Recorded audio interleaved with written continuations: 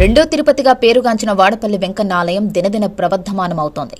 ఆలయానికి నెల నెలా పెరుగుతున్న ఆదాయం, లక్షలాది భక్తుల రద్దీతో దీని ప్రాధాన్యత పెరుగుతోంది. కోనసీమలోని ఈ దివ్యక్షేత్రం వైభవంగా వెలుగొందుతోంది. ఈ ఆలయం తిరుమల తిరుపతికి సమానంగా భక్తులను ఆకర్షిస్తోంది.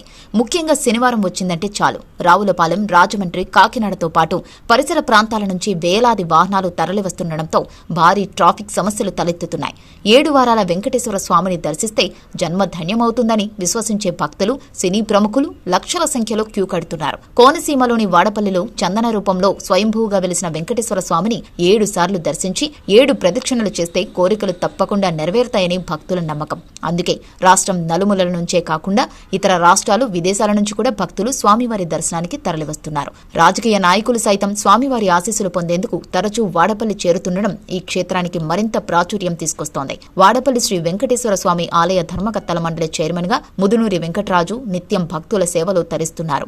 ఇటీవల జరిగిన హుండీ లెక్కింపులో కేవలం 34 రోజుల్లోనే 2.17 కోట్ల రూపాయల ఆదాయం వచ్చినట్లు దేవస్థానం వెల్లడించింది. హుండీలో నగదుతో పాటు బంగారం, వెండి ఆభరణాలు, విదేశీ కరెన్సీ కూడా సమకూరుతున్నాయి. ప్రస్తుతం దేవస్థానం వద్ద సుమారు 27 కోట్ల రూపాయలకు పైగా నిధులు నిల్వ ఉండగా అందులో 14 కోట్ల రూపాయలకు పైగా ఫిక్స్డ్ డిపాజిట్ల రూపంలో ఉన్నట్లు అధికారులు తెలిపారు. గతంతో పోలిస్తే దేవస్థానం ఆదాయం గణనీయంగా పెరిగిందని, నెలవారీ ఆదాయం కూడా 50 లక్షల రూపాయల నుంచి దాదాపు 1.87 కోట్ల రూపాయలకు చేరింది. భక్తులకు సౌకర్యాలు మెరుగుపరిచేందుకు దేవస్థానం ప్రత్యేక చర్యలు చేపడుతోంది.